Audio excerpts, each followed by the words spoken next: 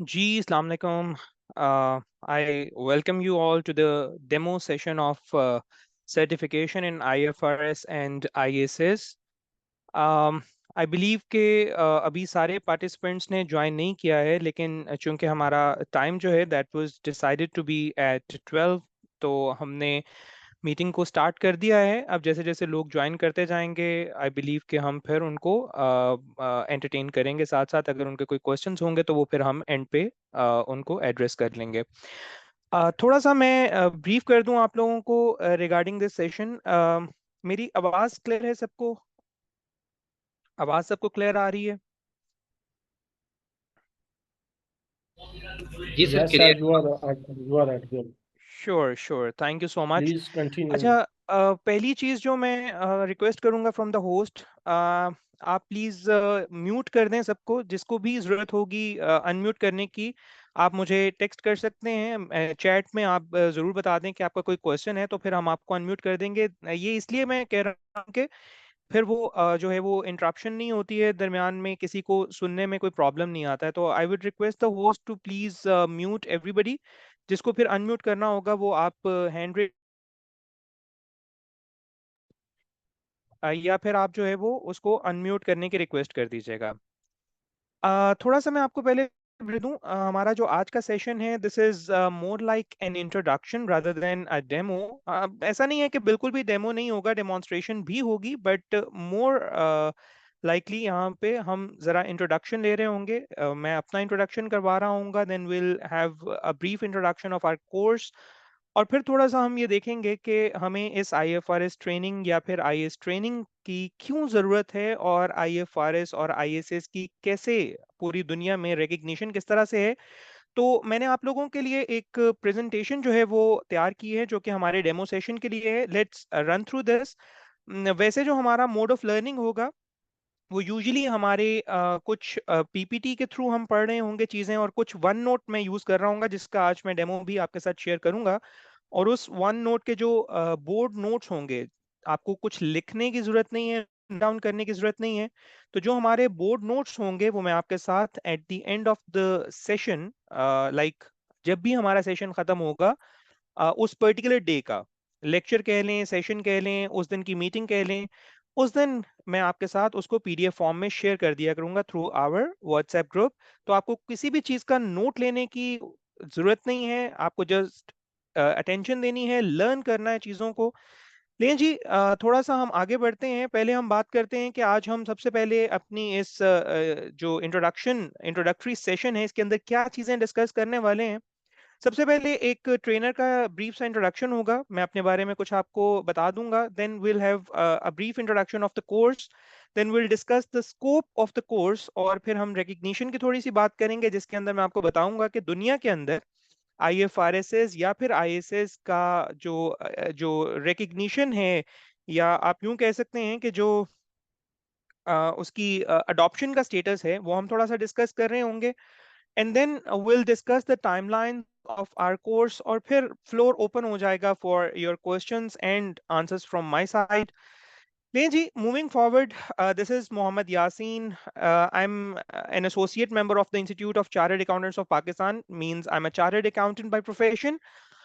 Currently, I'm serving as Senior Manager Audit Quality Assurance in Institute of Chartered Accountants of Pakistan. यहाँ पे हम audit quality की assurance जो है वो कर रहे होते हैं। Like I'm a Senior Manager in Quality Assurance Department.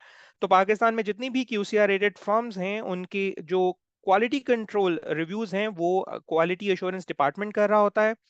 I'm also associated with PAC College as faculty member for Advanced Accounting and Financial Reporting. PAC College is, I believe, one of the most renowned institutions for CA coaching. Punjab mein, I believe it is the top college, and overall in Pakistan, it is one of the most renowned institutions. And I've been associated with PAC College since 2020, or I'm very, I'll be very, I'll very proudly say that I'm one of those two faculty members जो कि online में पढ़ा रहे थे, और उनके students were able to secure the gold medal. Then I'm currently also associated with Reperin as IFRS trainer. Before that, I have worked with the Colabs Private Limited as head of finance and also with Zameen.com as senior manager finance. उससे पहले I was working with PKF Friends Chartered Accountants as manager assurance, and I completed my necessary articles from EY Fordrods, one of the big four. मेरा ख्याल है कि काफी लोग इस नाम से भी वाकिफ होंगे. EY is actually one of the big four global audit firms. Course की अगर हम थोड़ी सी बात करें तो हमारे जो कोर्स का ड्यूरेशन होगा that is approximately 4 months. Class का जो स्केड्यूल होगा ये अभी हमने फाइनलाइज नहीं किया है, but tentatively it will be twice और thrice a week. 2 hours session होगा, बट मैं 2 आवर्स की गारंटी इसलिए नहीं दूंगा क्योंकि आईएफआरएस अक्सर पढ़ाते हुए और समझाते हुए कई दफा टाइम थोड़ा सा ऊपर चला जाता है. तो हम उसको कॉम्पनसेट जरूर किया करेंगे, कोशिश करेंगे कि आपका जो टाइम है जो हमने आपके साथ प्रॉमिस किया है उसके अंदर ही इसको कंप्लीट करें. बट बाकी चीजों की तरह इसमें एग्जैक्ट हम टाइम को डिफाइन नहीं कर सकते हैं. कभी वो 2 घंटे से 2.5 घंटे पे भी सेशन जा सकता है, तो बी प्रिपेयर्ड फॉर दैट. क्योंकि आईएफआरएस पढ़ाते हुए यूजुअली आपको कुछ एग्जांपल्स करवानी होती हैं, कभी आपने थोड़ा सा जो है वो आपने कुछ क्वेश्चंस भी जरूर क्लास में डिस्कस करने होते हैं, तो उसके अंदर कभी थोड़ा बहुत टाइम ऊपर नीचे हो जाता है. सो देन जो तीसरा मैंने यहाँ पे एलिमेंट डाला है दैट इज सर्टिफिकेशन, कि हम एक आईएफआरएस और आईएसएस के अंदर सर्टिफिकेशन भी आप लोगों को दे रहे होंगे, which is obviously after the examination.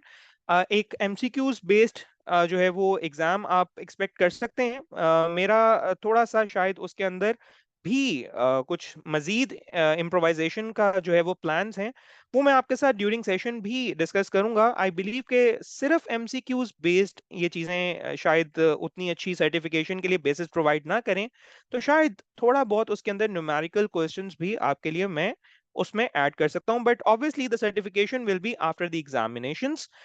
And mode मैंने आपको बड़ा क्लियरली बता दिया दैट ऑब्वियसली हम ऑनलाइन बात कर रहे हैं तो ऑनलाइन ही हमारी क्लासेस हो रही होंगी, जूम के थ्रू हमारी क्लासेस होंगी. और मैंने आपको जो बताया कि मोड के अंदर हम वन नोट यूज कर रहे होंगे, तो जितने भी बोर्ड नोट्स हैं या जितनी भी प्रेजेंटेशंस हैं वो आप लोगों को आफ्टर द क्लास मिल रही होंगी. तो आपको कुछ भी just have to give your 100% attention. और इसके अंदर जो मेरी तरफ से कुछ आपकी एक्सपेक्टेशंस होंगी मेरे से, कुछ मेरी एक्सपेक्टेशंस हैं आपसे.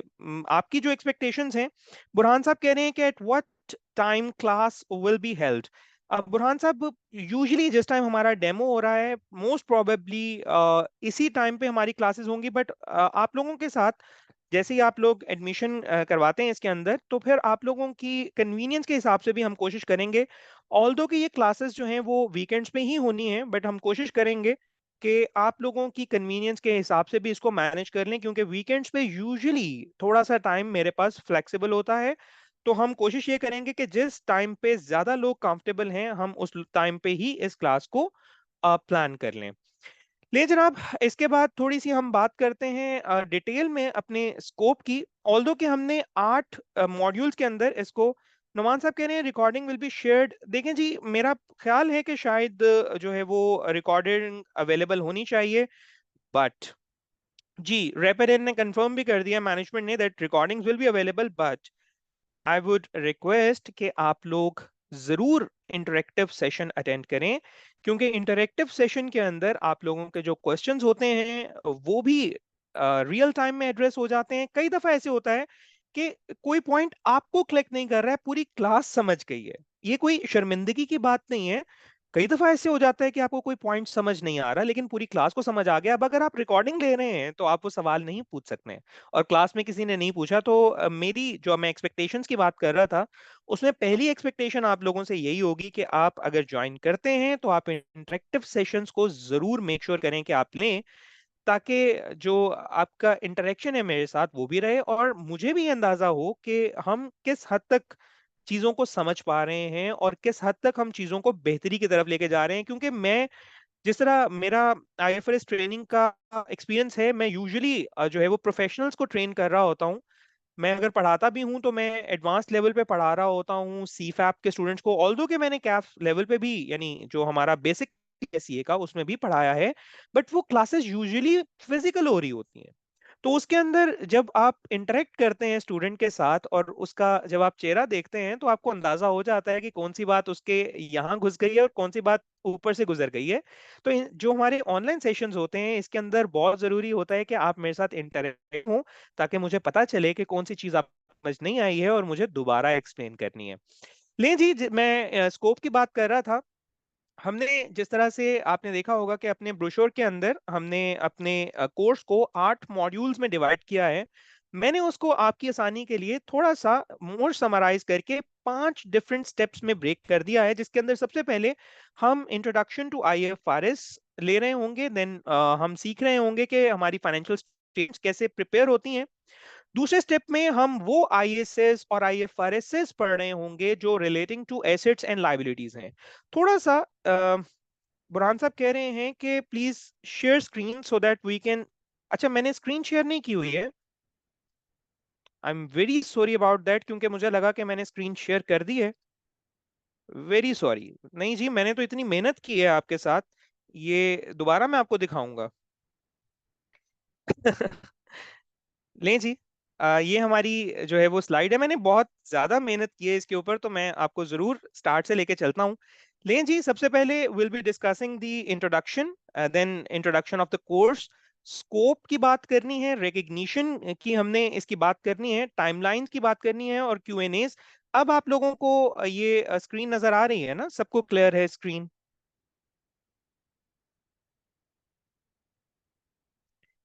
मुझे प्लीज कंफर्म कर दें कि स्क्रीन सबको क्लियर है।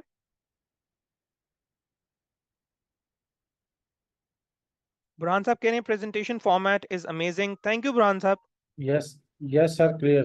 चलें Sajid sahab, thank you so much for confirming. ले जनाब, मेरा इंट्रोडक्शन ऑलरेडी मैं आपके साथ डिस्कस कर चुका। Working as senior manager in CA Pakistan, पैक कॉलेज के साथ काम कर रहा हूँ, रेपिडेंट के साथ आईएफआरएस ट्रेनर के तौर पे काम कर रहा हूँ। लें जी, after that I have shared that I worked with Colabs as head of finance, with Zameen.com as senior manager finance, with PKF Friends as manager assurance, and with EY Ford Roads as engagement officer। Course की हमने बात कर ली कि हमारा 4 months का session है। Class casual will be twice thrice a week. Certification जो है वो एग्जाम बेस्ड सर्टिफिकेशन होगी at the end of the course. Mode will be online Zoom and I be using the OneNote for your convenience. Burhan साहब कह रहे हैं कि also give intro of रेपेडिन, you are also offering on site classes.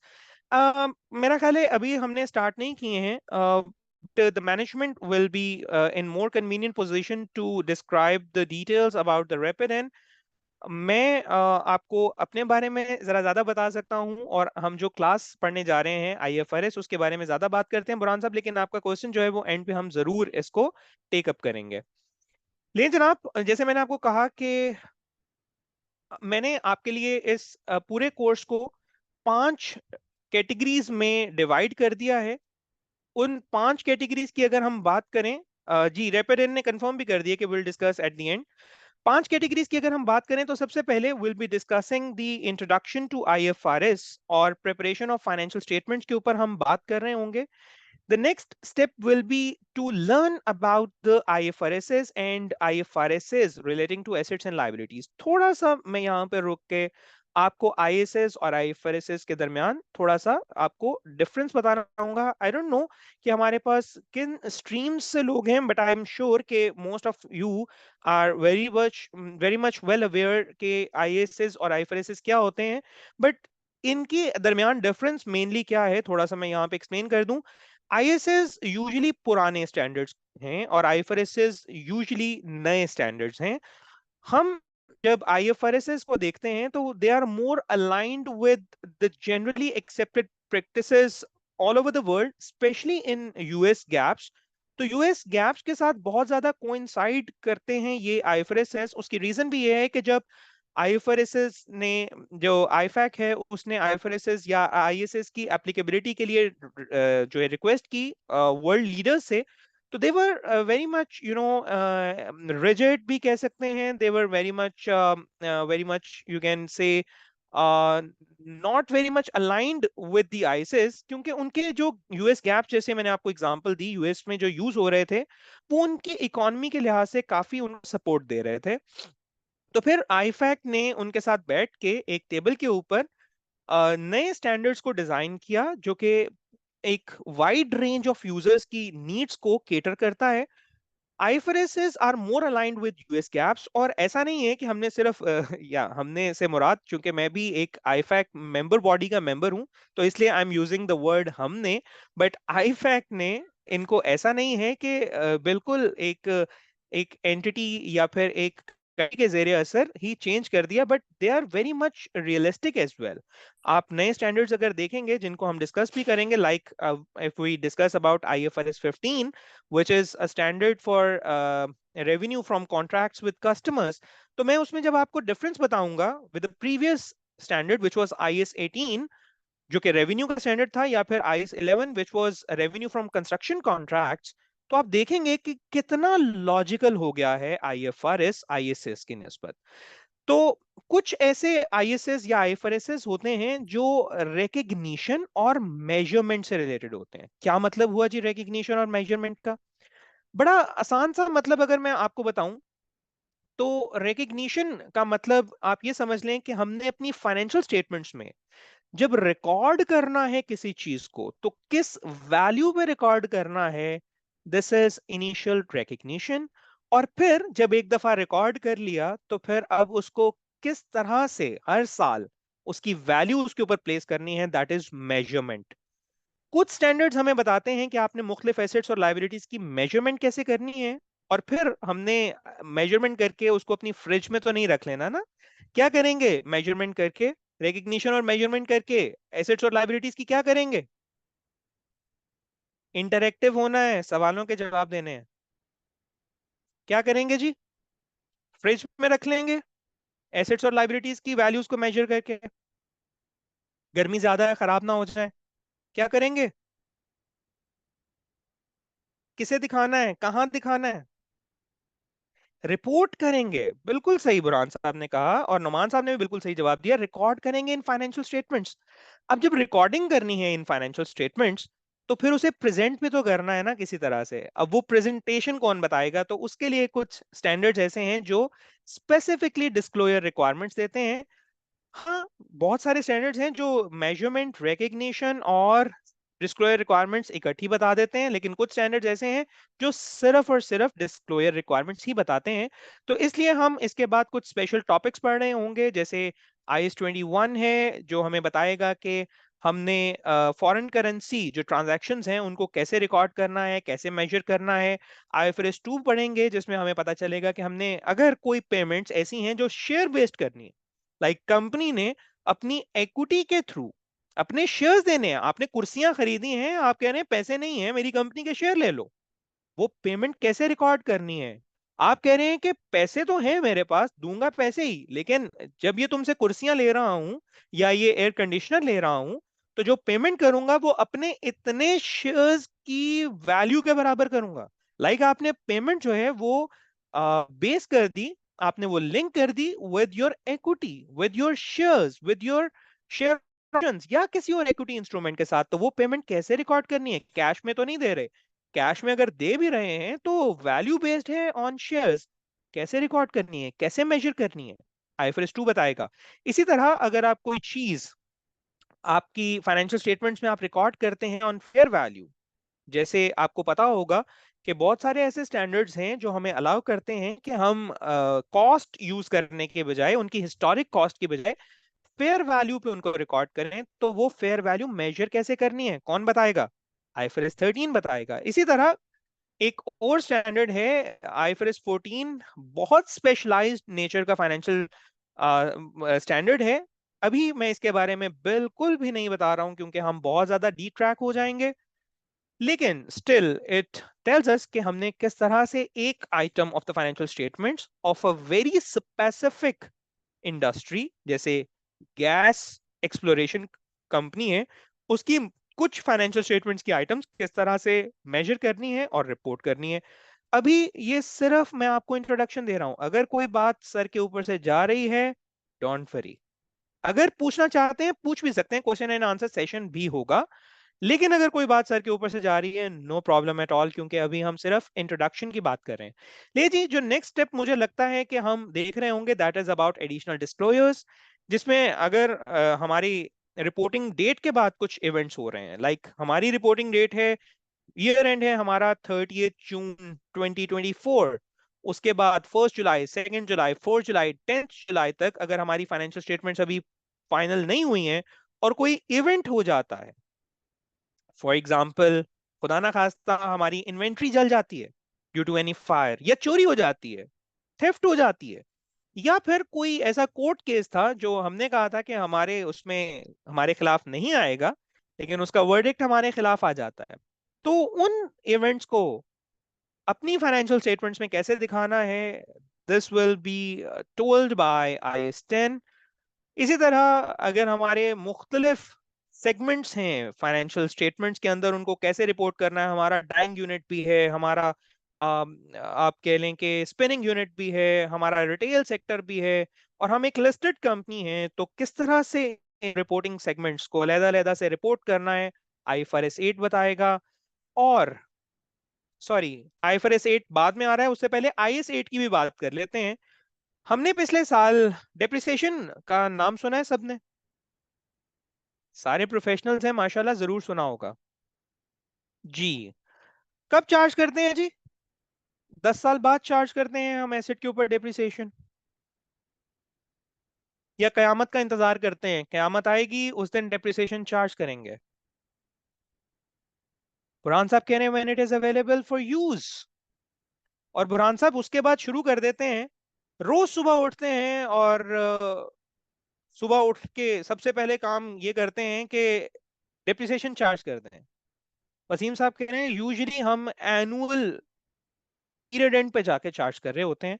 जी, हम इसका ज्यादा बेहतर जवाब ये है कि हम जब भी फाइनेंशियल स्टेटमेंट्स बनाएंगे या हम रिपोर्टिंग करेंगे, बिल्कुल सही कहा बुरहान साहब ने, इट डिपेंड्स। तो हम जब भी फाइनेंशियल स्टेटमेंट्स बनाएंगे, जब भी हम मैनेजमेंट अकाउंट्स बनाएंगे, मंथली बेसिस पे हो सकता है, क्वार्टरली बेसिस पे हो सकता है, हम डेप्रिसिएशन चार्ज कर रहे होते हैं। बिल्कुल सही है नोमान साहब। लेकिन अब वो डेप्रिसिएशन अगर 1 साल चार्ज ही नहीं की, भूल गए, बॉस ने थोड़ी सी कुछ तलख बातें सुना दी, हमने कहा नहीं चार्ज करते डेप्रिसिएशन, इसको कौन सा पता चलना है, अगले साल गए, याद आया ओहो डेप्रिसिएशन चार्ज नहीं की थी, क्या कहते हैं इसको अकाउंटिंग की जुबान में? This is an error. अब उस एरर को इस साल बस यूं करें कि दोगुनी डेप्रिसिएशन चार्ज कर दें, किसी को पता नहीं चलेगा, ऐसे ही कर दें।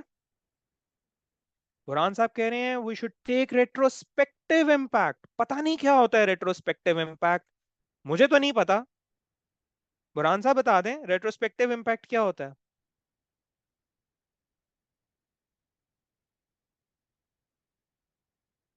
जी बुरहान साहब, इतना मुश्किल भारी भरकम आपने लफ्ज इस्तेमाल कर लिया है, जरा मतलब भी थोड़ा सा बता दें। वसीम साहब कह रहे हैं कि when we are discussing about IFRS, mostly it is for audited accounts in which records annual। अच्छा, मैं सवाल सही तरह समझ नहीं सका, लेकिन फिर भी जवाब देने की कोशिश करूंगा जितना समझ आया। नुमान साहब कह रहे हैं from day one as no error happened. अच्छा जी, इमाद साहब कह रहे हैं revise last year financials probably. Vishal sahab कह रहे हैं स्टार्टिंग टू अपडेट। कुरान साहब कह रहे हैं जहां से एरर हुआ है वहां से, बिल्कुल सही, बिल्कुल सही, इन्होंने जो है वो आसान लफ्जों में बता दिया है। हम कोशिश करते हैं कि जितना जब से एरर हुआ है उस दिन से उसको जाके ठीक करें, इफ इट इज पॉसिबल। क्या ऐसी सिचुएशंस हो सकती हैं कि जब ये पॉसिबल है, जब ये पॉसिबल नहीं है, इंशाल्लाह हम जरूर डिस्कस कर रहे होंगे।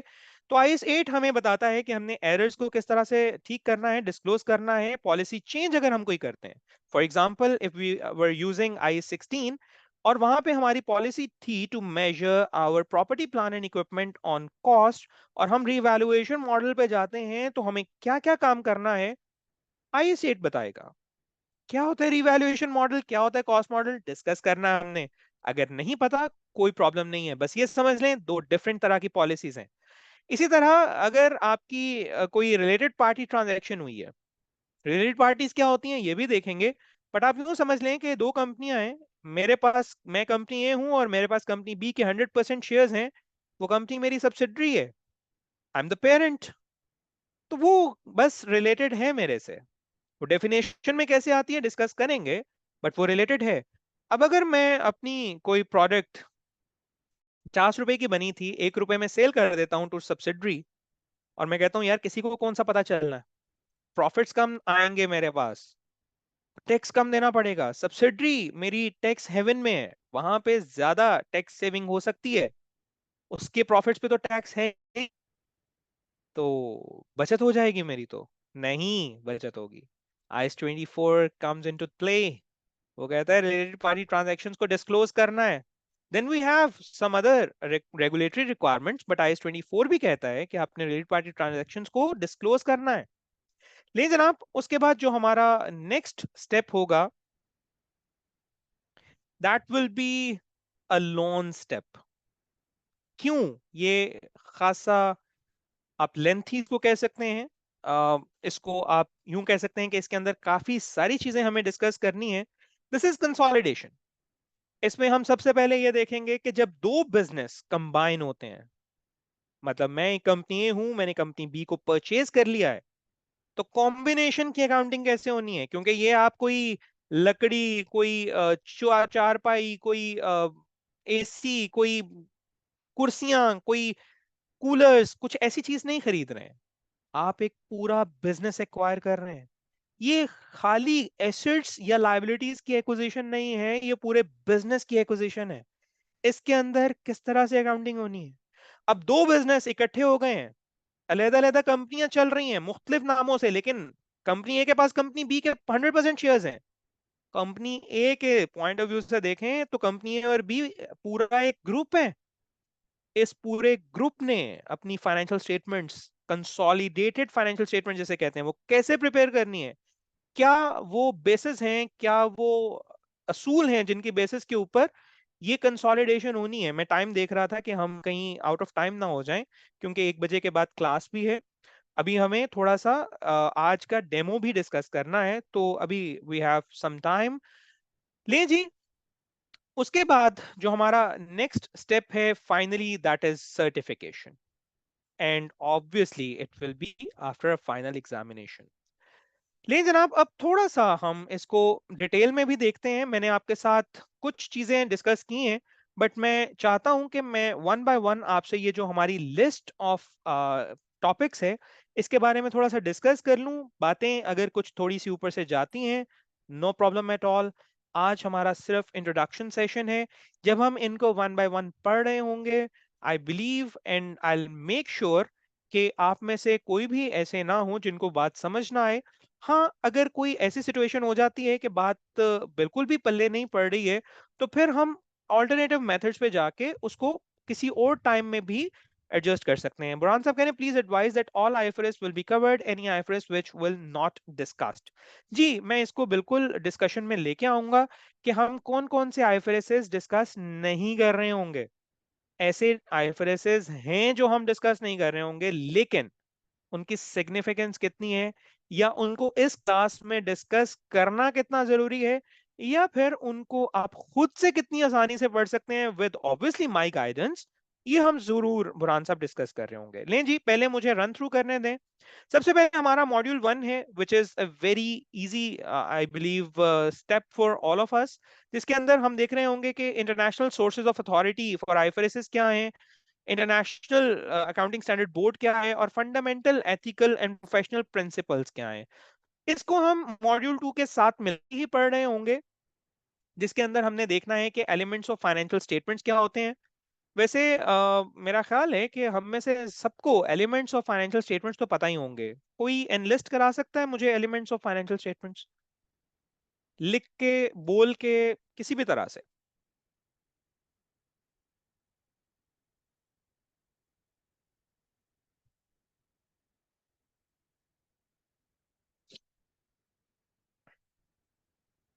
बिल्कुल ठीक है, बिल्कुल सही है। Assets, liabilities, revenue, expenses. Numan साहब कह रहे हैं कि नहीं, ये तो नहीं होते। फाइनेंशियल स्टेटमेंट्स के एलिमेंट्स होते हैं statement of financial position, statement of changes in equity direct, नहीं जी, स्टेटमेंट ऑफ फाइनेंशियल पोजीशन के बाद हमारे पास होता है स्टेटमेंट ऑफ कॉम्प्रिहेंसिव इनकम। और स्टेटमेंट ऑफ कॉम्प्रिहेंसिव इनकम के दो एलिमेंट्स हैं, स्टेटमेंट ऑफ प्रॉफिट और loss and statement of other comprehensive income.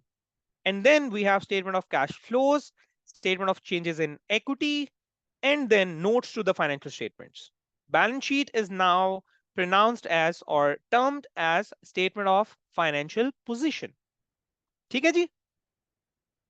लेकिन जनाब आगे बढ़ते हैं, इसके बाद हमने प्रेजेंटेशन ऑफ फाइनेंशियल स्टेटमेंट्स की बात करनी है, कि फाइनेंशियल पोजीशन कैसे हम उसको बनाते हैं। स्टेटमेंट ऑफ फाइनेंशियल पोजीशन के बाद प्रॉफिट और लॉस, जिसे स्टेटमेंट ऑफ कॉम्प्रिहेंसिव इनकम कहा जाता है, and statement of other comprehensive income, ये कंबाइंड इन्हें कहा जाता है statement of comprehensive income and statement of changes in equity.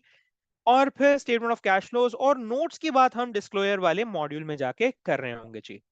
लेकिन जनाब मॉड्यूल 2 के अंदर ही हमें थोड़ी सी जो है वो ग्लिम्स लेनी है रिगार्डिंग आईएफआरएस फॉर एसएमईज।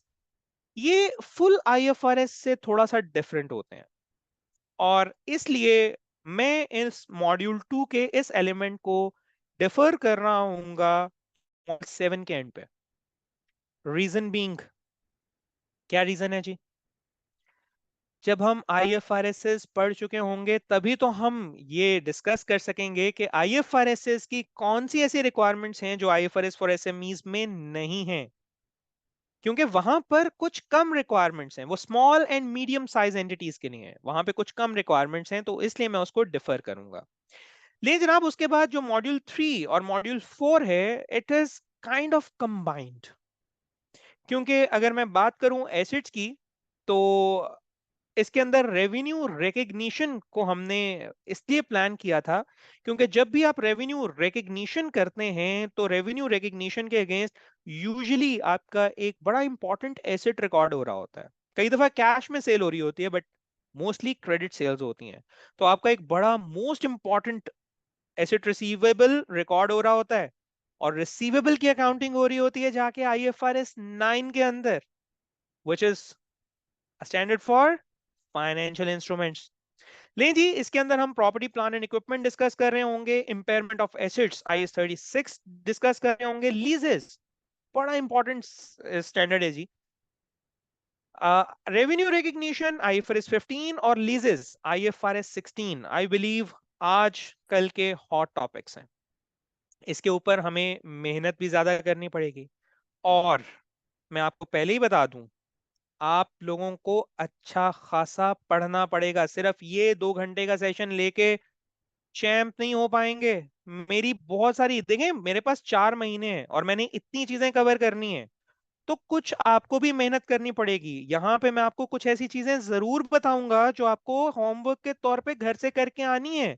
अगर आप नहीं करके आ पाएंगे तो हमारे लिए मुश्किल होगा आगे चलना, क्योंकि कई दफा अगले लेक्चर की बेस पिछले होमवर्क में छुपी होती है। मुझे कई चीजें उस होमवर्क में जो आपसे नहीं होंगी, जब आपको मैं होमवर्क दूंगा आप घर जाके ट्राई करेंगे, कुछ ऐसी चीजें भी होगी जो हो जाएंगी, लेकिन कुछ चीजें ऐसी भी होंगी जो नहीं होंगी। वो इसलिए नहीं हो रही क्योंकि अगले दिन उन होने की वजह से ही बेसिस रखनी है हमें अगले दिन के लेक्चर की। तो आईएफआरएस 15 और 16 में आपको मेहनत करनी पड़ेगी, खुद से होमवर्क करने पड़ेंगे।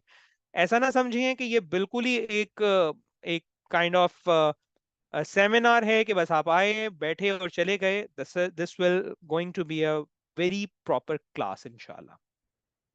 लेकिन जनाब इंटेंजिबल एसेट्स एंड गुडविल, ये मैंने यहाँ पे क्यों गुडविल को साथ बताया है, आप प्रोफेशनल्स छोड़ें, आप ट्रेनर्स की तरफ भी अगर जाएं तो देयर इज अ कंफ्यूजन कि whether goodwill is an intangible और नॉट। चलें इसको हम यूं करते हैं, मैं आज नहीं बताता कि इंटेंजिबल एसेट्स को मैंने गुडविल के साथ क्यों रखा है। आप लोगों के लिए चलें आज से ही एक होमवर्क है, बड़ा छोटा सा होमवर्क है, आपने ये बात समझनी है। थोड़ा सा इस पे रिसर्च कीजिए, मैं इसको जरूर बताऊंगा कि whether the goodwill is an intangible asset or not। सवाल नोट कर लिया सबने? whether the goodwill is an intangible asset or not. So intangible assets are discussed or dealt with by IAS 38 और goodwill को deal करता है IFRS 3 and IFRS 10. Then we'll discuss about inventories IAS 2, financial instruments IFRS 9. Numan साहब कह रहे हैं yes goodwill is intangible asset. नुमान साहब अगर इतना आसान होता तो शायद मैं ये सवाल पूछता ही नहीं आपसे. With proof और ये जो एविडेंस आप देंगे मुझे ये इल्मी एविडेंस होना चाहिए. Should be backed by with any definition from IFRSs और आईएसएस. नमान साहब थोड़ी सी मेहनत करें ना यार, ऐसे नहीं, इतनी जल्दी नहीं यार, ठीक है, थोड़ी सी मेहनत करें प्लीज. लें जी, फाइनेंशियल इंस्ट्रूमेंट्स आईएफआरएस 15, 16 और 9. और अगर मैं थोड़ी सी चेंज करूं इसकी लिस्ट की जो मैंने अभी आपके साथ सीक्वेंस बताया, तो IFRS 9 should be at top, then IFRS 15, and then IFRS 16. IFRS 9 is the most hot topic currently discussed between professionals.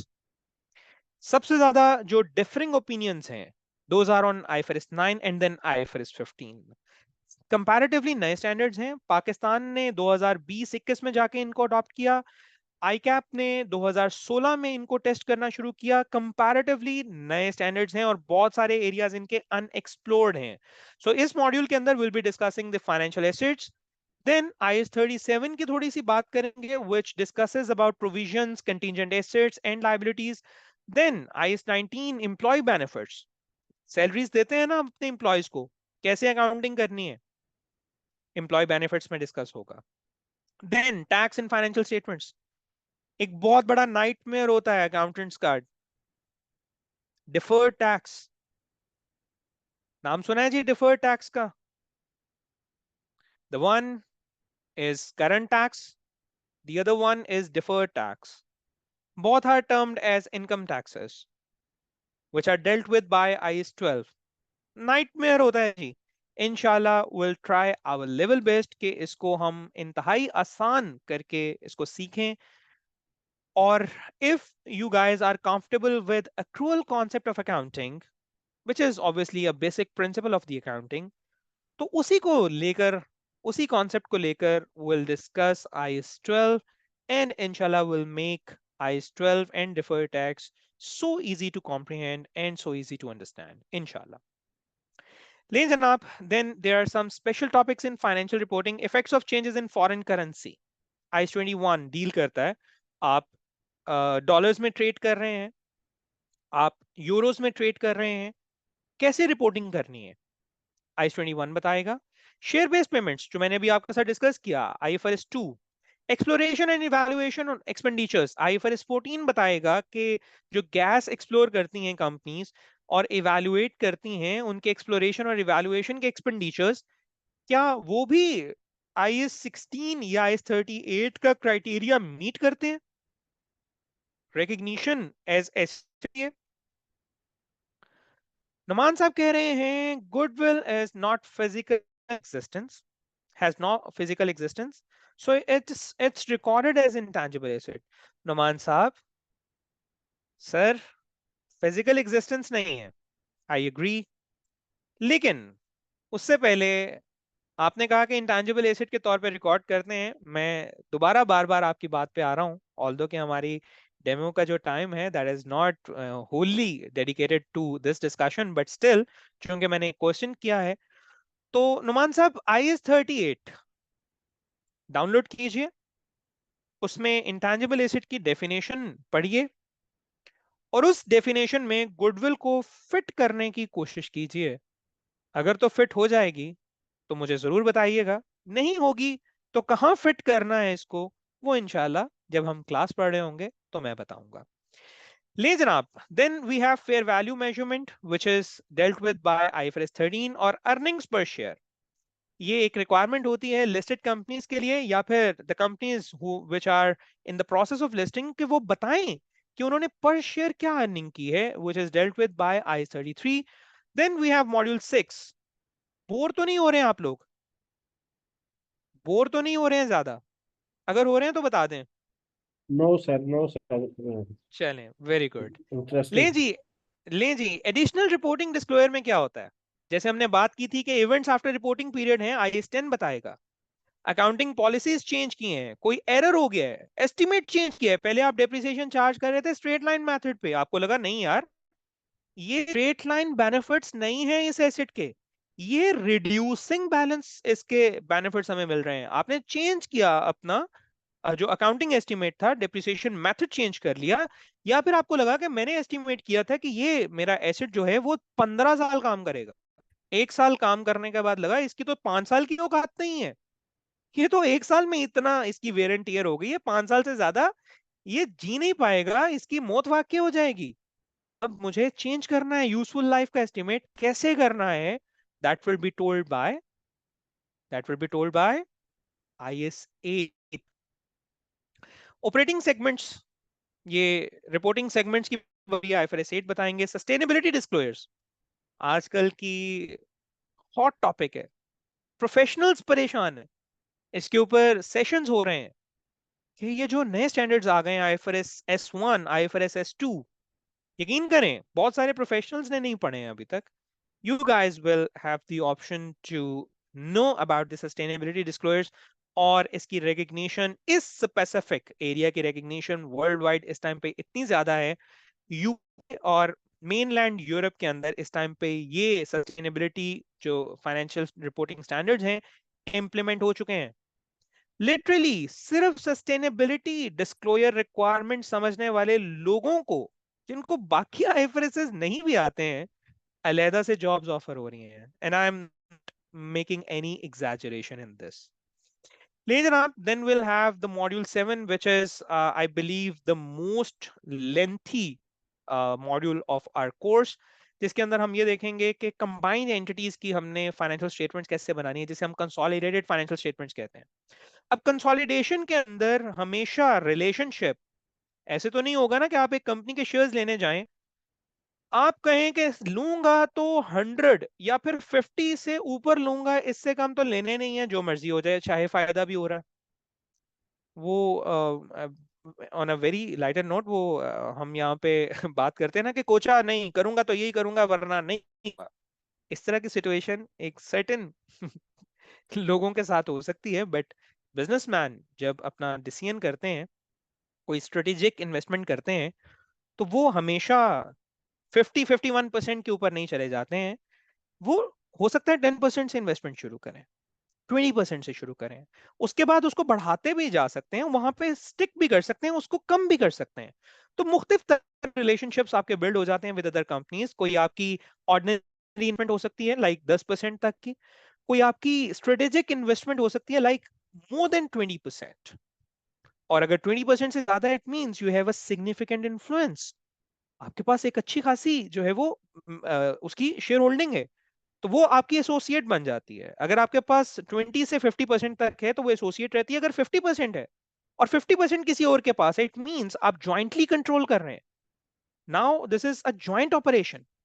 अगर आपके 51% या उससे ज्यादा है, तो आप अकेले कंट्रोल कर सकते हैं उसको, सबसे ज्यादा मेजोरिटी आपके पास है ना, तो फिर आपकी सब्सिडरी बन जाती है। इन सभी एंटिटीज को अपनी फाइनेंशियल स्टेटमेंट्स में किस तरह से दिखाना है, आईएफआरएस 3 कैसे लगाना है, आईएफआरएस 10 कैसे लगाना है, आईएस 27 कैसे लगाना है, आईएस 28 कैसे लगाना है, ये इस पूरे मॉड्यूल के अंदर हमने सीखना है।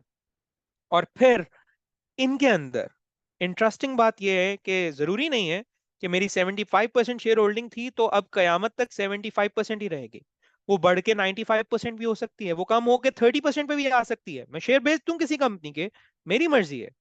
तो स्टेप एक्विजिशन भी हो सकती है, या एक्विजिशन हो सकती है, या स्टेप डिस्पोजल या डिस्पोजल हो सकता है, जिसे हम कंप्लीट डिस्पोजल कहते हैं। तो इन सारी सिचुएशंस के लिए will require a handsome amount of time, काफी टाइम हमें यहाँ पे चाहिए होगा। तो ये एक ऐसा मॉड्यूल है जहां पे हमें थोड़ा सब्र से काम करना पड़ेगा। हाँ, आपकी बहुत ज्यादा मेहनत यहाँ पे रिक्वायर्ड नहीं होगी, यहाँ पे बहुत ज्यादा मेहनत मेरी साइड से रिक्वायर्ड होगी, क्योंकि ये चीजें करके दिखाने वाली हैं। ये पढ़ के समझ आने वाली नहीं है। जैसे मैंने अनलाइकली आपको कहा कि आईएफआरएस 15 में 63 एग्जांपल्स हैं स्टैंडर्ड के अंदर, 23 के करीब शायद मैं क्लास में डिस्कस करूंगा, लेकिन तब तक आगे नहीं बढ़ूंगा जब तक 63 की 63 आप नहीं पढ़ चुके होंगे। ठीक है, तो कुछ स्टैंडर्ड्स में पढ़ने का स्टाइल डिफरेंट होगा, कुछ में डिफरेंट होगा, एक ही स्टाइल के साथ हम पूरा आईएफआरएस नहीं पढ़ सकते हैं। लेकिन जनाब उसके बाद हमारा फाइनल एग्जाम और सर्टिफिकेशन का मॉड्यूल है। ये इसको मॉड्यूल कहना आई आई थिंक के वो उतना जस्टिफाइड नहीं है। This is actually more concern with you guys, जिसके अंदर जो है वो सेशन के बाद एक एमसीक्यू बेस्ड एग्जाम होगा, जिसमें मैं कोशिश कर रहा हूँ कि हम न्यूमेरिकल भी ऐड करें, और आपकी जो कंटिन्यूइंग प्रोफेशनल डेवलपमेंट है आईएफआरएस के अंदर, उसके अंदर जो है वो एक मैं आपके साथ कुछ टिप्स भी शेयर करूंगा, कुछ रिसोर्सेज भी शेयर करूंगा। नुमान साहब कह रहे हैं if you don't mind can you please share your contact number. जी मैं बिल्कुल मैनेजमेंट के साथ जो है वो बिल्कुल मैं मैनेजमेंट के साथ इसके ऊपर डिस्कस करूंगा। आई बिलीव कि मैं वैसे ही ग्रुप में जो आपका ग्रुप है उसमें ऐड हो जाऊंगा। We will have a very clear link for communication. Obviously जब हम क्लासेस पढ़ रहे हैं तो हमारे दरमियान कम्युनिकेशन जो है वो बड़ी कॉन्टिन्यूस होगी, क्योंकि कुछ जगहों पे आपको टाइमिंग्स के हवाले से इन्फॉर्म करना होता है, कुछ आपके साथ मैंने लर्निंग मटेरियल्स शेयर करने होते हैं। ऐसा नहीं है कि जो क्लास में पढ़ा दिया खत्म, मैंने आपके साथ बोर्ड नोट्स शेयर करने हैं, मैंने आपके साथ कुछ और अपने नोट्स शेयर करने हैं, मैंने आपके साथ पीपीटीज शेयर करनी है। तो will have a very path of communication. नहीं जनाब, अब एक सवाल था, I don't know and I don't remember कि नुमान साहब की तरफ से था या शायद किसी और की तरफ से था, कि आप बता दें कि वो कौन से स्टैंडर्ड्स हैं जो हम डिस्कस नहीं कर रहे। तो सबसे पहले हम IS-1 डिस्कस नहीं कर रहे, IFRS-1 डिस्कस नहीं कर रहे। ओ माय गुडनेस, IFRS और ISS के पहले दो स्टैंडर्ड्स, IFRS-1 एंड IS-1 दोनों ही डिस्कस नहीं कर। IS-1 वैसे is going to be replaced by IFRS 18 very soon इंशाल्लाह। 2024 के बाद मेरा ख्याल 25 में प्लान है। एग्जैक्ट उसकी इंप्लीमेंटेशन डेट मैं मिस कर रहा हूँ। IS-1 क्या है, आपको बेसिक फ्रेमवर्क बताएगा। नुमान साहब वो तो हमारा अडॉप्शन स्टेटस है ना 27 का। नुमान साहब IFRS 18 तो हमारा अडॉप्शन स्टेटस आप बता रहे हैं ना 27 का, शायद कि वो एप्लीकेबल कब से जाके होना है। अभी उसका फाइनल ड्राफ्ट जो है मेरा ख्याल में 24 के फेब में आ गया हुआ है, ऐसे ही है। वो तो अडॉप्शन स्टेटस है ना 27 वाला, IFRS 18 और 19। ले जनाब, IS-1 क्या बताता है?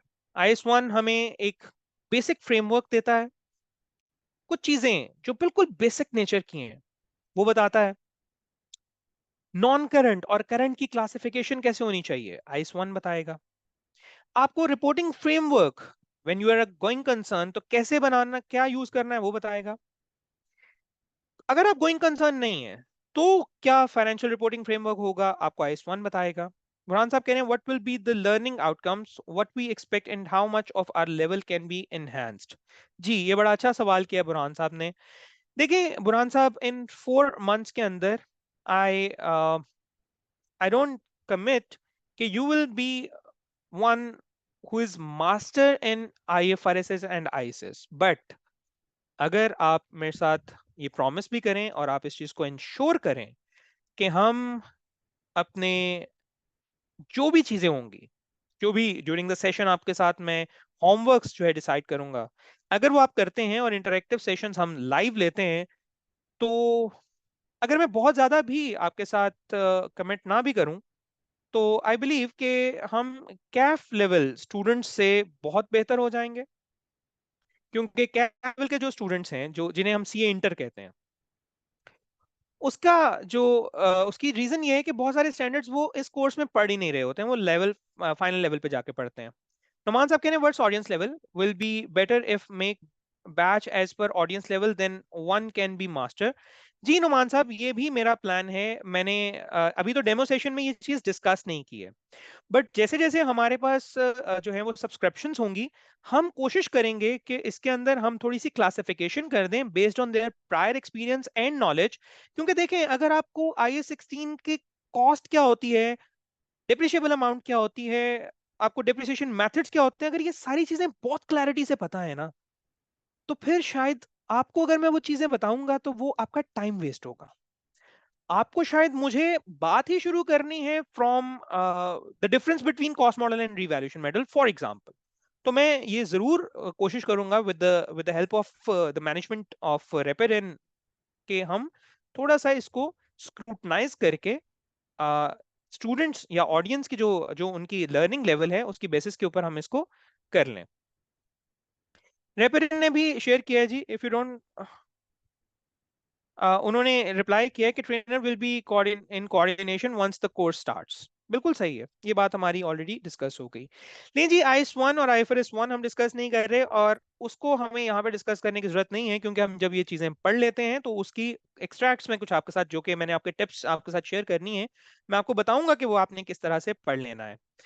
लेकिन जी उसके बाद हमने इंस्ट्रूमेंट IFRS 7 के डिस्क्लोजर्स मैं बहुत ज्यादा डिटेल में डिस्कस नहीं कर रहा हूँ। क्यों? क्योंकि वो बहुत ज्यादा पढ़ने से ताल्लुक रखते हैं।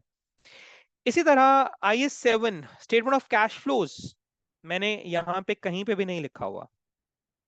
क्यों डिस्कस नहीं कर रहा हूँ? क्योंकि वो अलहदा से आपको बताने की जरूरत ही नहीं है।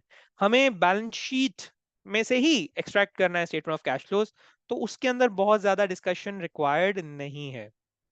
इसी तरह से अगर मैं बात करूं IFRS 12 की, तो वो कवर हो जाएगा हमारा मॉड्यूल 7 के अंदर। लें जी, रेपेरेंट से एक और हमें जवाब आया, audience for this course are corporate professionals mostly that help them in their career with advanced and strategical skill sets। it means कि ज्यादातर प्रोफेशनल लेवल के स्टूडेंट्स ही होंगे, प्रोफेशनल लेवल के पार्टिसिपेंट्स ही होंगे। तो इससे फिर फायदा ये होगा कि हम एक सर्टेन लेवल से ऊपर स्टार्ट कर सकते हैं, बट यूजुअली मेरे पढ़ाने का स्टाइल ये होता है कि मैं कुछ बेसिक्स को रिफ्रेश जरूर कर देता हूँ, क्योंकि जब आप पढ़ने बैठते हैं कुछ बेसिक्स भी आपके फेड हुए होते हैं। तो अगर आपको आते हैं, वेल एंड गुड, हम उसमें बहुत थोड़ा सा टाइम लेते हैं और उसको फ्रेश कर लेते हैं, ताकि आगे वाली चीजों के लिए एक बेहतर बेसिस हमारे पास आ जाए। टाइम हमारा बिल्कुल एंड हो रहा है। लें जी, थोड़ा सा आगे बढ़ते हैं हम इसके अंदर। ये थोड़ी सी रिकग्निशन के पॉइंट ऑफ व्यू से अगर आप देखें, तो IFRS की ये एप्लीकेबिलिटी है जी। जो पर्पल है that represents adopted status, the green one describes the partially adopted status of IFRS, and सिर्फ रेड वाला एरिया है जो नॉट अडॉप्टेड है, और जो ब्लैंक आपको नजर आ रहा है, ये ग्रे एरिया नजर आ रहा है, ये मेंबर कंट्रीज नहीं है जी IFAC के। ये मैंने IFAC के साइट से ही डेटा लिया है। पार्शली अडॉप्टेड का मतलब ये नहीं है कि यहाँ पे बिल्कुल कुछ चीजें पार्शली अडॉप्टेड हैं। पार्शली अडॉप्टेड से मुराद ये है कि कुछ एक आध स्टैंडर्ड, जैसे पाकिस्तान में भी पार्शली अडॉप्टेड है जी IFRS।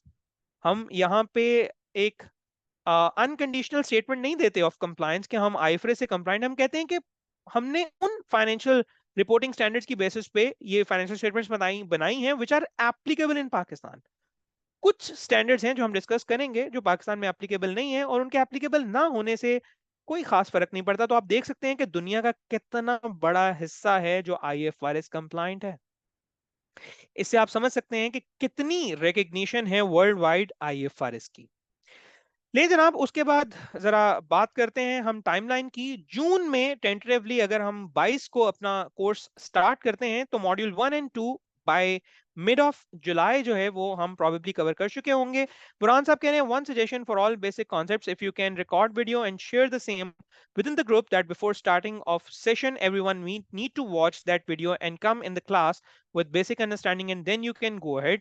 बहुत अच्छा स्टेशन है जी बुरहान साहब, I will sleep over it. देखते हैं कि ये कितना डुएबल है।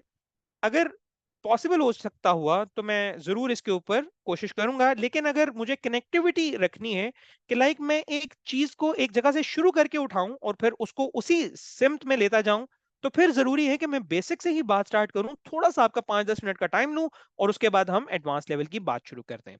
ले जनाब, अगस्त में हम मॉड्यूल 3, 4 एंड 5 जो है वो उसको हम डिस्कस कर रहे होंगे, कर चुके होंगे 25 अगस्त तक, और सितंबर के एंड तक आई बिलीव कि हम मॉड्यूल 6 और 7 को पार्शियली कवर कर चुके होंगे।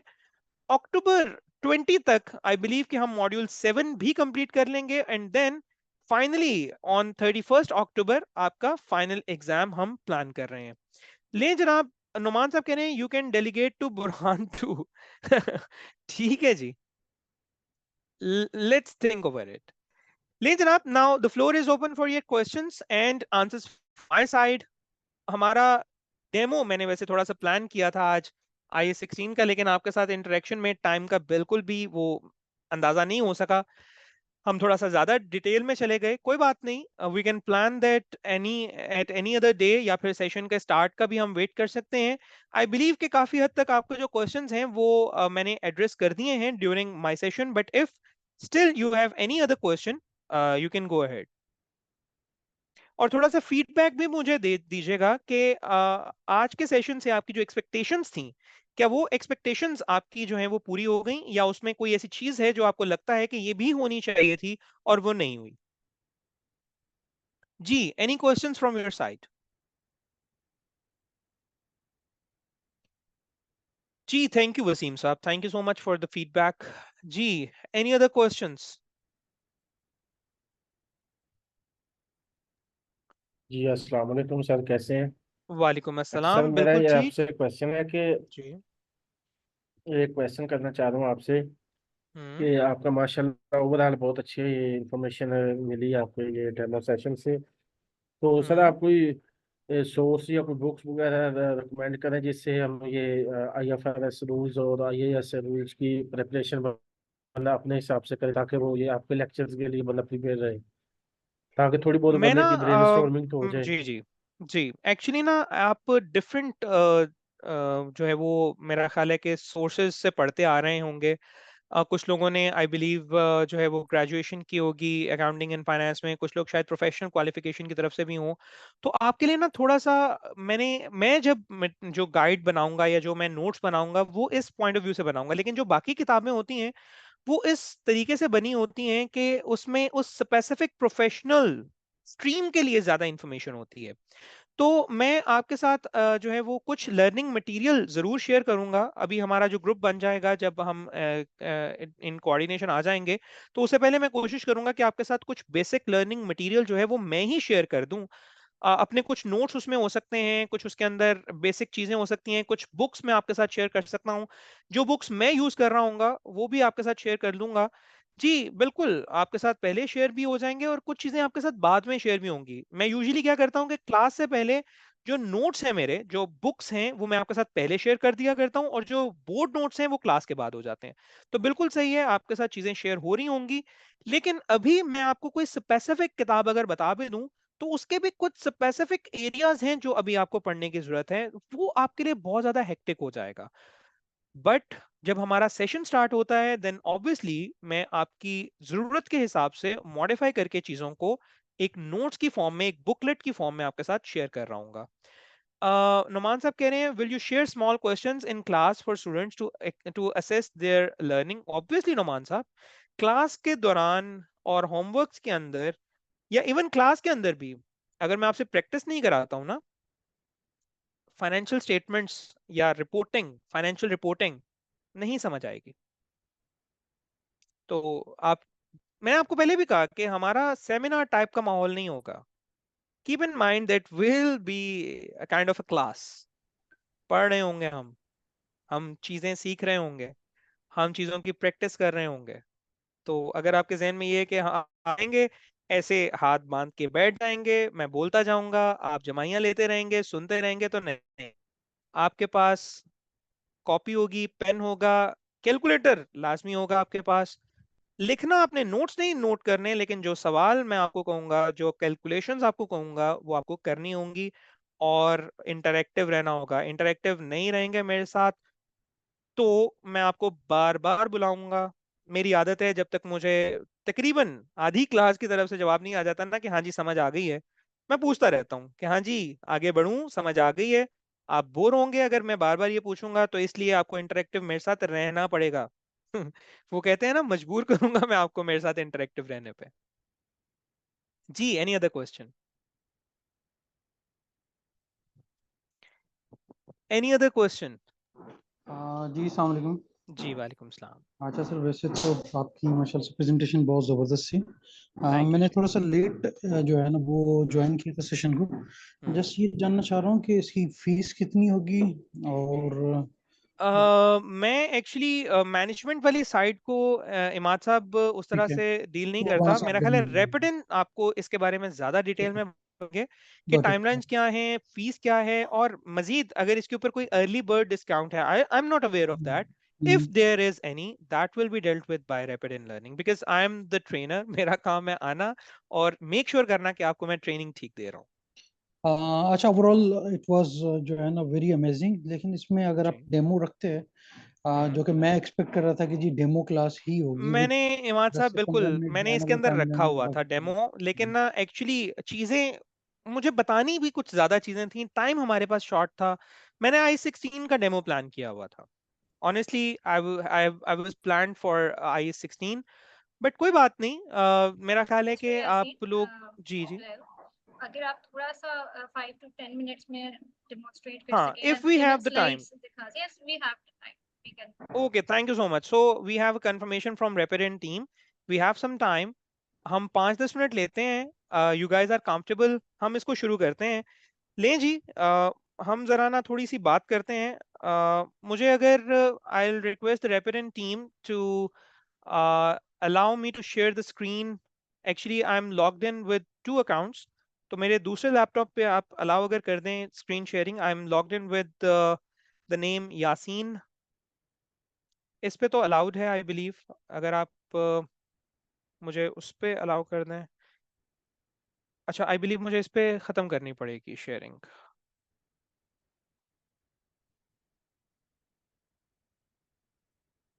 Stop share.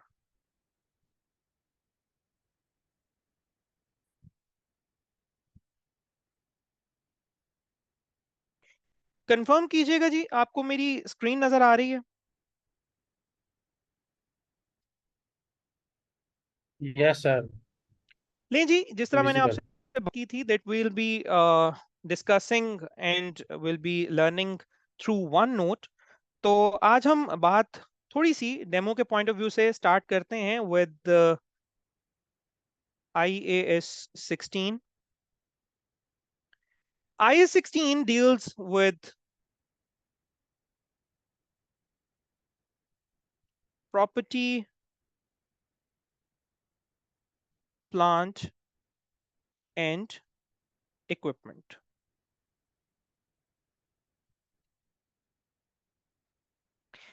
नहीं जी, प्रॉपर्टी प्लान एंड इक्विपमेंट की अकाउंटिंग, इसकी इनिशियल मेजरमेंट, इसकी जो आपकी सब्सिक्वेंट मेजरमेंट है और इसके डिस्क्लोजर्स जो हैं, ये सारी चीजें हमें प्रॉपर्टी प्लान एंड इक्विपमेंट का स्टैंडर्ड IAS16 बताता है। थोड़ा सा हम इसको समझने से पहले एक बेसिक अंडरस्टैंडिंग जरूर लेंगे कि एसेट क्या होता है जी। ये हमारे कंसेप्चुअल फ्रेमवर्क के अंदर एक कॉन्सेप्ट है अबाउट द एसेट। ये समझना, आई बिलीव के सारे मेरे जो पार्टिसिपेंट्स हैं वो माशाल्लाह काफी लर्नड हैं, बट स्टिल मैं ये बात जरूर करना चाहूंगा कि एसेट क्या होता है। इसकी बेसिक डेफिनेशन अगर मैं बहुत समराइज करूं तो asset is a resource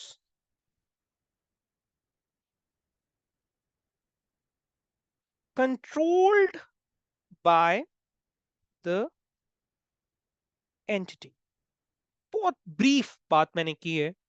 acid को एक रिसोर्स होना चाहिए which should be controlled by the entity. अगर वो रिसोर्स कोई और कंट्रोल कर रहा है तो that is not an acid. जैसे फॉर एग्जांपल हम बात करते हैं कि अगर आप एक एम्प्लॉय है उसको ट्रेन करते हैं, उसकी ट्रेनिंग के ऊपर खर्चा करते हैं। हाँ जी, क्या एसिड होगा वो मेरा? क्या वो मेरा एसिड होगा?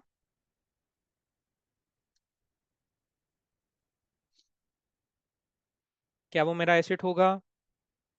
एम्प्लॉय पे खर्चा कर रहा हूं मैं, एम्प्लॉय को कंट्रोल करता हूँ ना। नुमान साहब कह रहे हैं नहीं, बिशारत साहब कह रहे हैं यस। लें जी, अभी हम कह रहे थे कि बेसिक चीजों को हमें बिल्कुल आइडिया है हमें। बिशारत साहब, एम्प्लॉय छोड़ के चला जाएगा मुझे, रोक लूंगा उसको कि नहीं भाई, तुम पे तो खर्चा किया मैंने, बैठो इधर चुप करके। जी मैं दोबारा पूछता हूँ, एम्प्लॉय की ट्रेनिंग पे खर्चा किया मैंने, IFRS ट्रेनिंग करा के दी मैंने उसको, एसेट है मेरा एम्प्लॉय अकाउंटिंग की जुबान में? एसेट है। ऑन करता हूँ। गुलामी का कॉन्सेप्ट अभी भी चल रहा है इस्लाम में। नहीं, मैं ऑन नहीं करता, मैं कंट्रोल नहीं करता उस एम्प्लॉय को। वो एम्प्लॉय है, वो ह्यूमन रिसोर्स है, वो मुझे छोड़ के जा सकता है, so that is not a resource controlled by the entity. It means कि इसको, जी बिल्कुल सही कहा साहब ने, we don't own the employ, we don't control the employees, so asset should be a resource which is controlled by the entity। अब उस एसेट को जब हमने इनिशियली रिकॉर्ड करना है, अब हमें यह देखना है कि क्या वो प्रॉपर्टी प्लांट एंड इक्विपमेंट है या नहीं है। So if there is an asset which is an asset as per the definition given by the conceptual framework, and that asset has a useful life which is greater than 1 year, 1 साल से ज्यादा अगर उसकी useful life है, तो हाँ, that will be called as property plant and equipment। अब इस प्रॉपर्टी प्लांट एंड इक्विपमेंट को हमें मेजर कैसे करना है, इसके लिए कुछ डेफिनेशंस को सीखना बहुत जरूरी है, जिसमें सबसे पहले मैं एक डेफिनेशन आपके साथ डिस्कस करूंगा, that is of depreciable amount. और इस डेफिनेशन को यहां पे लिखने से पहले I will take you to the second definition which is of depreciation. हम इस डेफिनेशन से वापस आएंगे टूवर्ड्स डेप्रिशिएबल अमाउंट। ले जनाब, क्या होती है depreciation? Anyone, anyone from the participants, क्या होती है डेप्रिसिएशन?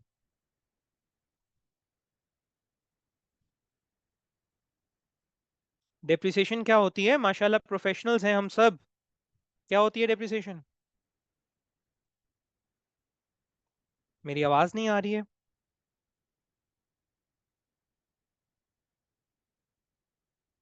बुरहान साहब ने कहा एलोकेशन ऑफ कॉस्ट।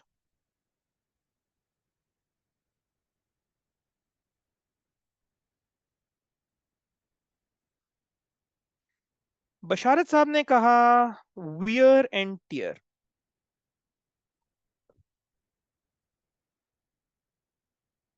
नुमान साहब ने कहा reduction in value of the asset over time.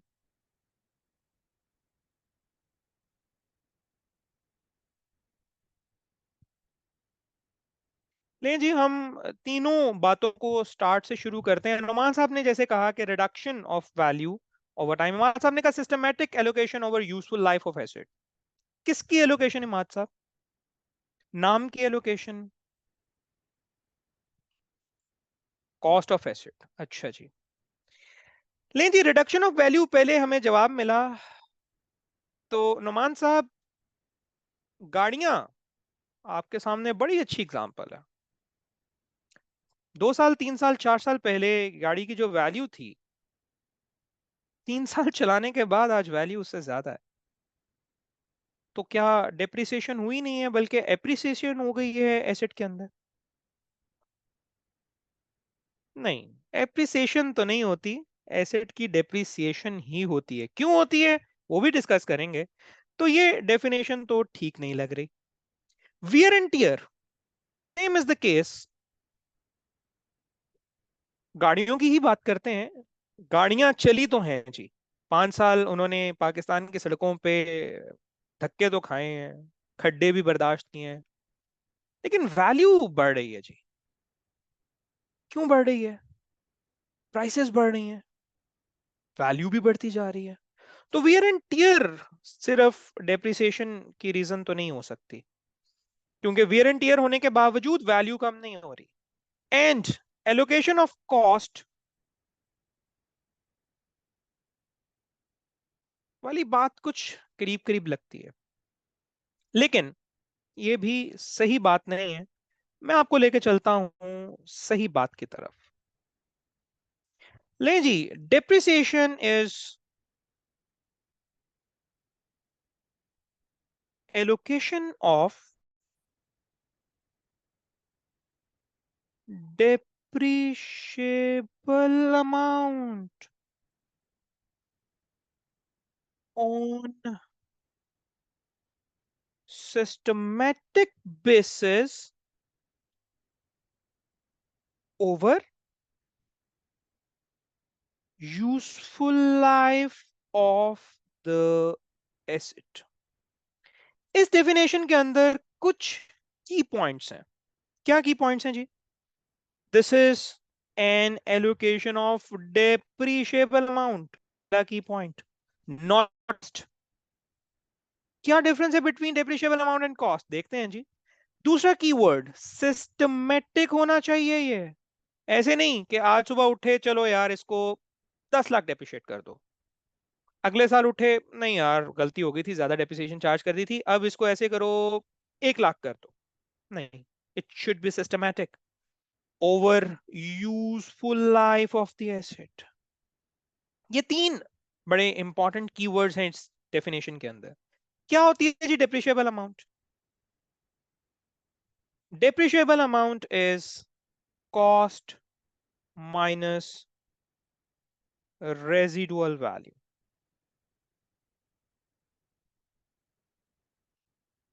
हाँ जी, कॉस्ट क्या होती है?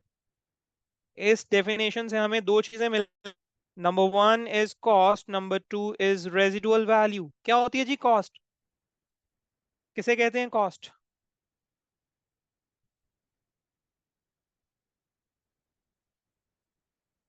नमान साहब कह रहे हैं cost to acquire asset and to bring it to the present condition and location. Burhan साहब कह रहे हैं जिसमें आइटम परचेज की हो। नमान कह रहे हैं cost minus salvage value divided by useful life. अच्छा जी, इस पे तो हम गए ही नहीं थे नमान साहब, और ये जरूरी नहीं है कि आपका ये फॉर्मूला ठीक भी हो, हर सिचुएशन में ये ठीक नहीं होगा जी। तो कॉस्ट होती है जिसपे एक्वायर किया। अच्छा, मैंने तो पैसे दिए ही नहीं जी। मैं लेने गया एक प्लांट, मैंने पूछा भाईजान ये कितने का है? उन्होंने कहा जी ये है 10 मिलियन का। मैंने कहा यार पैसे नहीं है मेरे पास। उसने कहा तो फिर आप अपना मुंह उठाएं और तशरीफ लेके वापस जाएं। मैंने कहा यार आप क्यों नहीं करते, मेरे पास एक प्लांट पड़ा हुआ है, वो इससे भी अच्छा है। उसने कहा फिर बेच क्यों रहे हो? मैंने कहा यार मेरे काम का नहीं है, मुझे फैब्रिक बनाना है, ये जूस बनाता है। उसने कहा ठीक है यार मुझे दे दो। मैंने उसको ये प्लांट ए दे के प्लांट बी ले लिया। हाँ जी भाईजान, क्या करूं? आपने तो कहा जिसपे हम परचेज करते हैं वो प्राइस जो होती है वो कॉस्ट होती है। अब प्लांट बी फ्री में आ गया, कोई कॉस्ट नहीं है इसकी।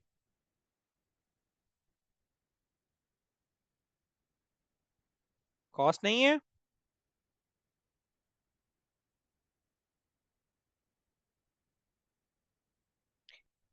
कुरान साहब कह रहे हैं plant A is disposable and plant B is cost now. अच्छा, नहीं जनाब, कॉस्ट के लिए फिर ये बात समझना बहुत जरूरी है कि अगर आपने कैश में परचेज किया है तो कैश एंड कैश इक्विवेलेंट जो पे किया है, या फिर fair value of consideration given. जैसे यहाँ पे प्लांट ए बेचा है, प्लांट ए एक्सचेंज किया है विद प्लांट बी, तो fair value of consideration given अगर कैश और कैश इक्विवेलेंट नहीं है, plus any incremental direct cost. मैंने इसकी परचेज के लिए एग्रीमेंट किया, अगर मैं ये कॉस्ट या ये प्लांट ना खरीदता तो क्या ये एग्रीमेंट फिर भी करना पड़ता? नहीं करना पड़ता ना। अग्रीमेंट किया है तो उस अग्रीमेंट की कॉस्ट डालूंगा इसके अंदर।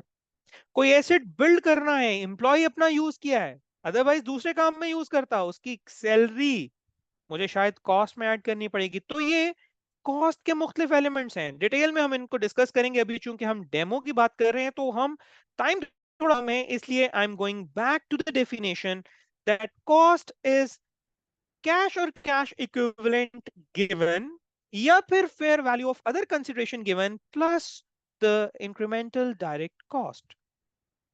And what is residual value? क्या होती है जी residual value? Any ideas about residual value? कुरान साहब कह रहे हैं value after the useful life. अच्छा, रेजिडुअल वैल्यू ना वो वैल्यू होती है जिसमें हमें लगता है कि हमारा एसेट बिक जाएगा यूज होने के बाद, यानी expected selling price at the end of the useful life, और अगर उसको सेल करने पे कोई कॉस्ट लगनी है, कॉस्ट ऑफ डिस्पोजल इसमें से निकाल देते हैं।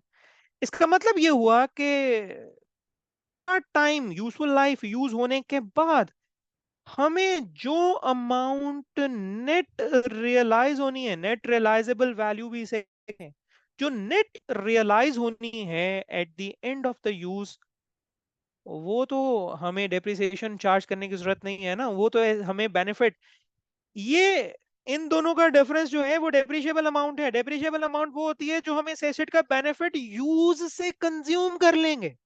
ऐसे ही है ना, हमने एक एसेट 100 रुपए का लिया, इस्तेमाल के बाद वो 25 का बिक जाएगा, इसका मतलब 75 रुपए का उसका जो बेनिफिट जो उसके अंदर मौजूद था वो हमने यूज करके इस्तेमाल कर लिया। 25 रुपए इसको बेच के बेनिफिट ले लेंगे। तो हमें अपने फाइनेंशियल स्टेटमेंट्स में इसके इस्तेमाल का खर्चा कितना दिखाना चाहिए, 100 रुपए या 75 रुपए। 100 रुपए का खरीदा था, 75 या 25 तो हमें एंड पे मिल जाने हैं, बेच के इतना फायदा ले लेना है। तो भाईजान इस्तेमाल करके कितना बेनिफिट कंज्यूम किया, 75 rupees. So this is depreciable amount, इसे हम डेप्रिशिएट करेंगे। ये इस डेफिनेशन के मुताबिक इस अमाउंट को हम एलोकेट करेंगे over the useful life of asset using a systematic approach। systematic से मुराद ये नहीं है कि बस उठे और कुछ भी कह दिया, कोई भी अमाउंट हमने सिस्टमैटिकली एलोकेट कर दी। सिस्टमैटिक से मुराद है कि हमने कोई पर्टिकुलर मेथड यूज किया। वो मेथड्स क्या होते हैं, उन मेथड्स की कैलकुलेशंस कैसे होती हैं, ये सारी चीजें हम डिटेल में डिस्कस कर रहे होंगे जब हम IAS 16 पढ़ेंगे। आई बिलीव के हमने वो जो टाइम था एडिशनल वो भी कंज्यूम कर लिया है। अगर यहाँ तक आप लोगों का कोई क्वेश्चन है तो आप पूछ सकते हैं, वरना अब हम फाइनली इसको कंक्लूड करते हैं सेशन को। जी, एनी क्वेश्चंस? Any questions? ये जो मैंने अभी वन नोट पे यूज किया ना, बोर्ड नोट्स, ये आपके पास आ रहे होंगे PDF फॉर्म में जब हमारी क्लास खत्म हो जाया करेगी, एवरी सर एक at the end of every class. जी जी बुरहान साहब।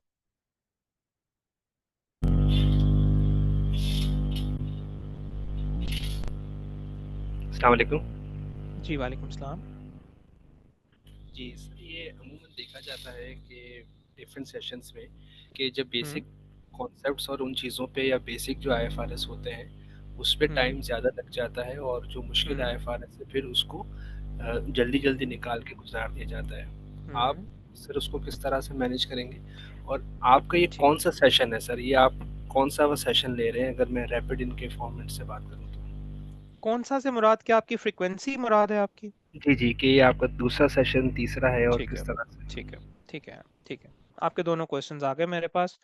पहला क्वेश्चन मैं आपका एड्रेस कर देता हूं कि मैंने जब भी आपके साथ ये कोर्स कवरेज प्लान आपके साथ शेयर करूंगा तो आप देखेंगे कि हम जितने मुश्किल स्टैंडर्ड्स हैं उन पे हमारी टाइम एलोकेशन भी ज्यादा होगी।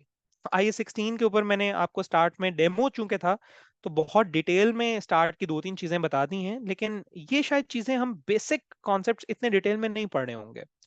IFRS 9 पे बहुत टाइम लगेगा, मैं आपको पहले ही बता रहा हूँ। IFRS 15 पे टाइम लगेगा लेकिन उससे कम, IFRS 16 पे उससे भी कम, लेकिन कंसोलिडेशन पे सबसे ज्यादा टाइम लग रहा होगा।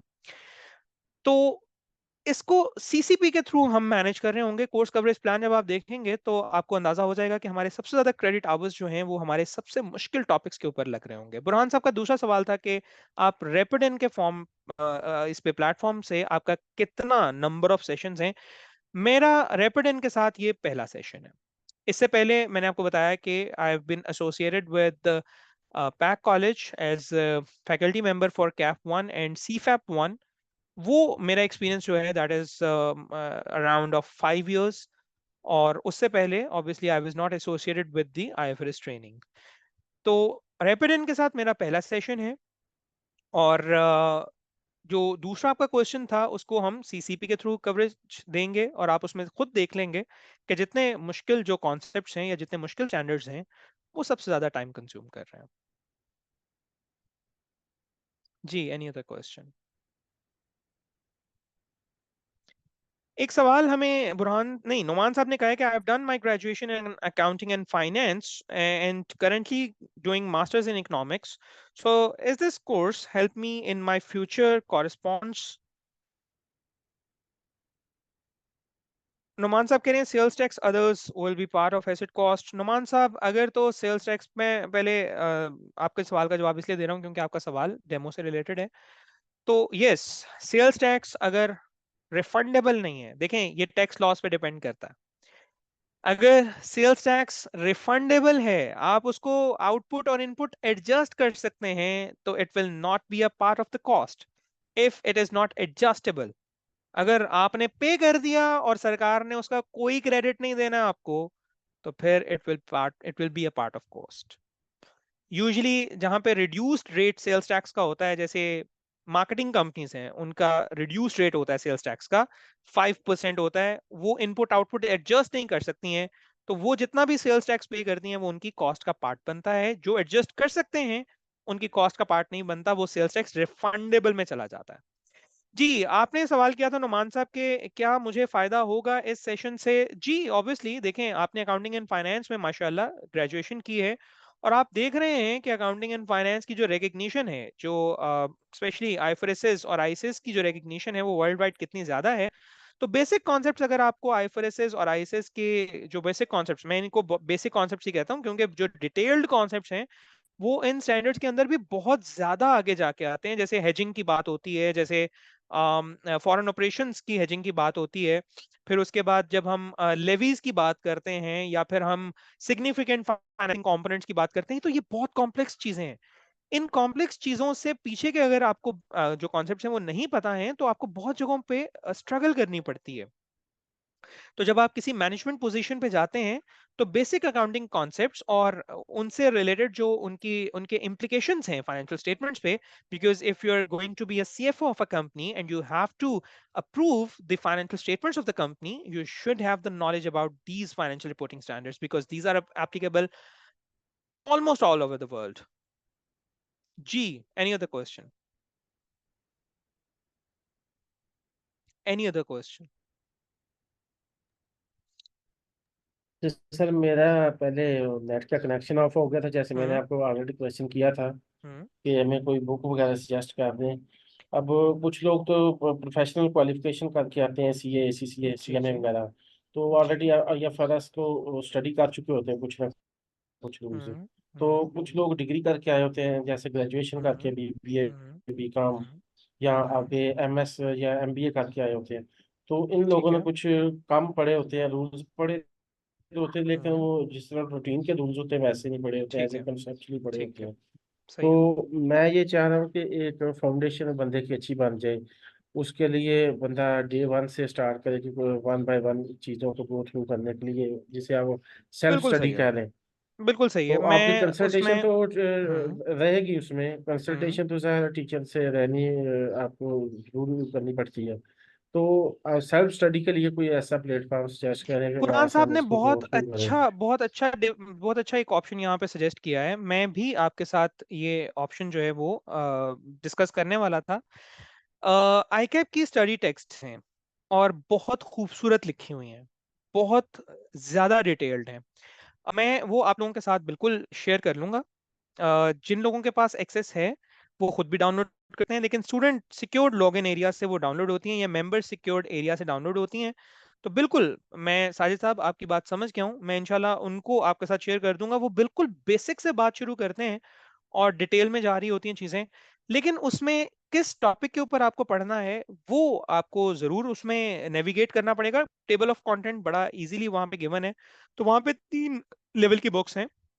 एक इंट्रोडक्शन टू अकाउंटिंग है, एक financial reporting and financial accounting and reporting 1 है, then financial accounting and reporting 2 है, और फिर तीसरे लेवल पे वो फाइनल्स का लेवल है सीफैप 1, advanced accounting and financial reporting. तो ये 4 किताबें हैं जो बहुत खूबसूरत लिखी हुई हैं। आईकैप ने बहुत मेहनत हुई है उनके ऊपर।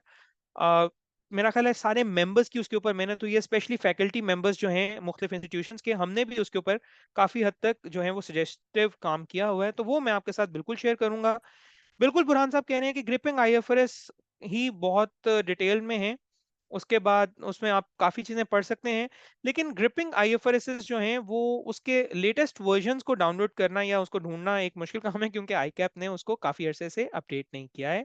तो आई वुड सजेस्ट कि हम ICAP स्टडी टेक्स्ट जो हैं उसको हम यूज़ करेंगे, चूंकि वो बहुत अच्छी लिखी हुई हैं और आपके लिए बहुत कंफर्टेबल भी हैं, और हमने चूंकि स्टैंडर्ड्स को काफ़ी डिटेल में पढ़ना है, तो फिर वहां से हमें स्टार्ट लेना बहुत अच्छा रहेगा कि उसके अंदर एग्जांपल्स भी हैं, उसके अंदर क्वेश्चंस भी हैं, प्रैक्टिस के लिए आपके पास प्रैक्टिस किट्स भी हैं, तो हम उसको यूज़ कर लेंगे, तो वो आप पढ़ सकते हैं। जी साजिद साहब, क्लियर हो गई बात? जी sir, thank you so much. अच्छा, नो लास्ट प्रॉब्लम। क्वेश्चन ये है जी। कि दूसरी बात ये है कि जैसे हमारा 4 मंथ का सर ये ड्यूरेशन है कोर्स का, हम्म। हम्म। तो सपोज अगर जाहिर है कुछ इसमें रूल्स अपना उसके लेंथी भी है, कोर्स लेंथी है हम्म। काफी, हम्म। तो कुछ बंदे के कंसेप्ट क्लियर नहीं होते, हम्म। इसका ड्यूरेशन बढ़ जाता है, हम्म। या क्या आया कि ये आपका ड्यूरेशन बढ़ेगा या 4 मंथ तक ये एंड करवा देंगे जैसे मर्जी हो? साजिद साहब, चूंकि देखें, मैं आपको बता रहा हूँ कि इसके साथ रेपेजन के साथ फर्स्ट एक्सपीरियंस है, तो ऐसे नहीं होगा कि देखें, मैं ये मैनेजमेंट के साथ भी बात इसके ऊपर जरूर करूंगा। ऐसा नहीं होगा कि मैं बिल्कुल हार्ड एंड फास्ट, अगर मैंने 4 मंथ्स का है तो 4 मंथ्स, ये मैंने जो आपके साथ टाइमलाइन जो शेयर भी किए हैं ये टेंटेटिव है। ऐसा नहीं होगा कि बस 4 मंथ्स हुए हैं तो बस जी जो हो गया खत्म, नहीं। मैं आपके साथ जो स्टैंडर्ड्स कमिट कर रहा हूँ ना, हमने उन स्टैंडर्ड्स को डिटेल में पढ़ना है। उसमें फिर वही बात है कि अगर आपको कोई चीज़ समझ नहीं भी आती है तो उसके लिए रिकॉर्डिंग्स भी अवेलेबल होंगी, ताकि आप दोबारा जाके उसको डिटेल में सुन लें, 2 दफ़ा सुन लें, 3 दफ़ा सुन लें। बात समझ नहीं आती है, मेरे से व्हाट्सएप पे आप पूछ सकेंगे, क्योंकि हम एक ग्रुप का पार्ट होंगे। वहां पे कोई बात समझ नहीं आती है तो अगले दिन क्लास में दोबारा पूछ सकते हैं। तो हाँ, कोशिश करेंगे कि हम इसको टाइम बाउंड रखेंगे। मैं आपको ऑनेस्टली बताऊं, CFAP 1 का जो सिलेबस होता है ना, अगर आप जाके देखें और उसकी डेप्थ देखें, और कभी आपको मौका मिले ये देखने का कि वो किस लेवल पे उसकी टेस्टिंग होती है, हम वो सेशन भी 4 महीने में कवर करते हैं। मैं नहीं, सारे टीचर्स 4 महीने में कवर करते हैं, लेकिन यहाँ पे शायद क्लासेस ट्वाइस अ वीक हो रही होती हैं, वहाँ पे मुझे हम मेरी कॉलेज की तरफ से तो 2.5 वीक क्लासेस जो होती हैं, लेकिन मैं हमेशा संडे की क्लास एक्स्ट्रा रखता हूँ वहाँ पे, लेकिन 4 मंथ्स में मैं उसको कवर कर रहा होता हूँ। अगर कहीं पे मुझे लगे कि कवरेज नहीं हो पा रही है तो मैं और एक्स्ट्रा क्लासेस भी प्लान करता हूँ, लेकिन यहाँ पे ये फैसिलिटी अवेलेबल नहीं होगी।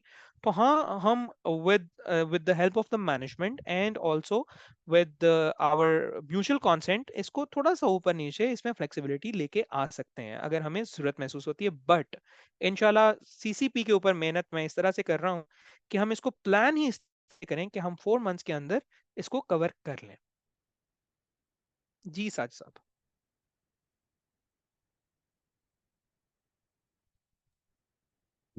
जी sir, thank you so much sir, बहुत अच्छा लगा और बहुत अच्छा इंफॉर्मेटिव सेशन रहा ये। थैंक यू और साज साहब, thank you for the feedback. इंशाल्लाह आपको ज्वाइन भी जरूर करेंगे, चलें, और thank you so much. Number आपका जरूर लेंगे सर कोऑर्डिनेटर से। जी, श्योर श्योर। जी जनाब, so if there is no any other question, will conclude this session. इंशाल्लाह आप लोगों से मुलाकात होगी सेशन के दौरान। तब तक के लिए इजाजत दीजिए। खुदा हाफिज।